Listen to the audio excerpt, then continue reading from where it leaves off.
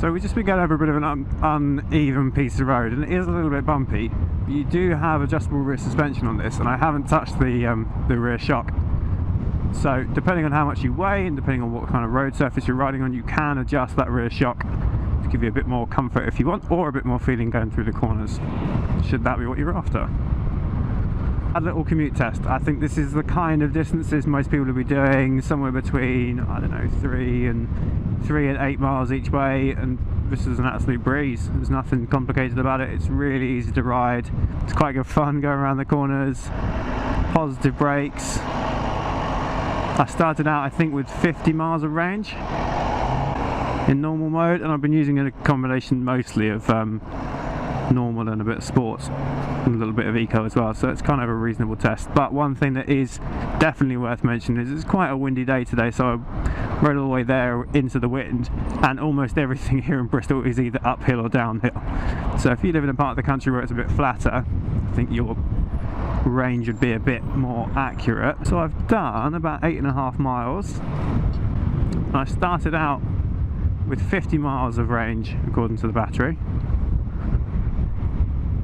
and I've come back and I've got 37. So she reckons it's dropped by 13 miles, and I've done about 8.5. But again, that was using sport mode. So I think actually if you stayed in normal mode and you were on a bit of a flatter part of the world, I think that's fairly accurate.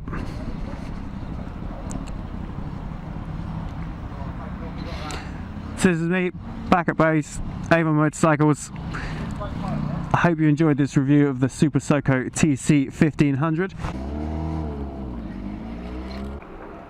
Okay, so I just got back to the shop, and I just wanted to come back to the bike and double check something. I wanted to check the remaining percentage of the battery. So I've come back, I've got the bike in normal mode, setting 2, and it tells me I've got 37 miles of range remaining. It also tells me I've got 50 miles on the odometer now, so I started out on 41, so according to this I put 9 miles on it, and I've used 25% of the battery. So I should be able to have 9 times 4.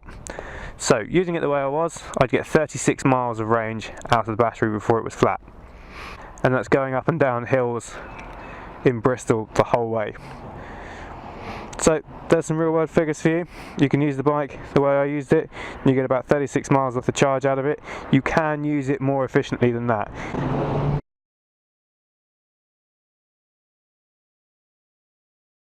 Okay, so we've been out on the bike, we've run through the features, and we've taken it on the road. Now there were 2 things I really wanted to check on the test ride. Firstly, Super Soco told us that this bike's got about a 45 mile an hour top speed. I think today we found 40 was a pretty average, it was a pretty reasonable top speed.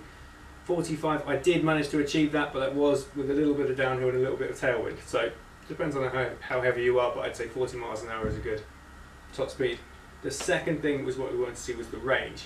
So Super Soco told us that it'll do about 35 to 40 miles on a battery charge. I think based on the figures we saw today, I think that's perfectly achievable.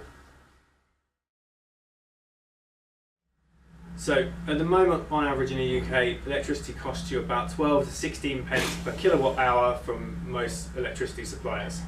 Based on the figures that Super Soco have given us, that works out to be about £1 for about 100 miles worth of range. Now if you convert that to a normal combustion petrol scooter, at the moment they're doing about 80 to 110 miles per gallon. So about 100 miles will cost you a gallon of fuel, and a gallon of fuel is £5.40. So the Soco will do 100 miles for £1 of electricity. A petrol scooter will do 100 miles, give or take, for between £5 and £6. So it's 20% of the running cost of a petrol scooter. It's also road tax exempt, which is a nice little plus every year. Lastly, there is a government grant for this bike. We get £700 from the government to give away to the customer, so the on-the-road price to you is £700 less than it should be. Thank you for watching the video. I hope this answered all your questions. If you have any more, feel free to leave a comment and we'll try and answer them all. Thank you for watching.